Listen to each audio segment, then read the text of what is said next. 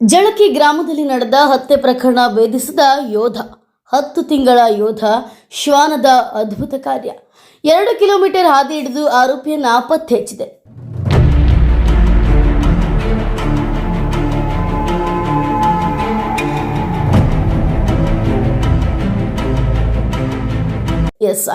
ಇಂಡಿ ತಾಲೂಕಿನ ಜಳಕಿ ಗ್ರಾಮದಲ್ಲಿ ವ್ಯಕ್ತಿಯ ತಲೆ ಮೇಲೆ ಕಲ್ಲು ಎತ್ತಾಕಿ ಬರ್ಬರಿಯಾಗಿ ಹತ್ಯೆ ಮಾಡಿದಂತ ಆರೋಪಿಯನ್ನ ಪತ್ತೆ ಹಚ್ಚುವಲ್ಲಿ ವಿಜಯಪುರ ಜಿಲ್ಲಾ ಡಿಆರ್ಎಸ್ ಶ್ವಾನದಳದ ಯೋಧ ಎಂಬ ಶ್ವಾನ ತನ್ನ ಅದ್ಭುತ ಸಾಮರ್ಥ್ಯವನ್ನ ಪ್ರದರ್ಶಿಸಿದೆ.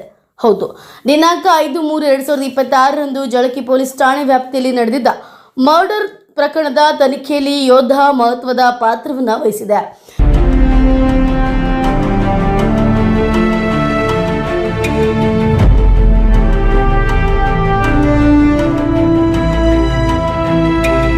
ಘಟನಾ ಸ್ಥಳದಲ್ಲಿ ಸುಳಿವು ಹಿಡಿದ ಶ್ವಾನ ಸುಮಾರು 2 ಕಿಲೋಮೀಟರ್ ದೂರ ತನಕ ಹಾದಿಯನ್ನ ಕ್ರಮಿಸಿ ಕೊನೆಗೆ ಆರೋಪಿಯನ್ನ ನಿಖರವಾಗಿ ಪತ್ತೆ ಹಚ್ಚಲು ಪೊಲೀಸರಿಗೆ ನೆರವಾಗಿದೆ.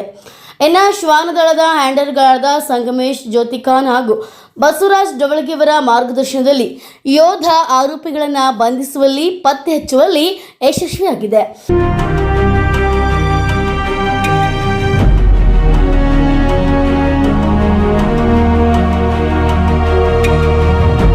ಯೋಧ ಶ್ವಾನದ ಕಾರ್ಯಾಚರಣೆಗೆ ಪೊಲೀಸ್ ಇಲಾಖೆಯಿಂದ ಭಾರೀ ಪ್ರಶಂಸೆ ವ್ಯಕ್ತವಾಗಿದೆ.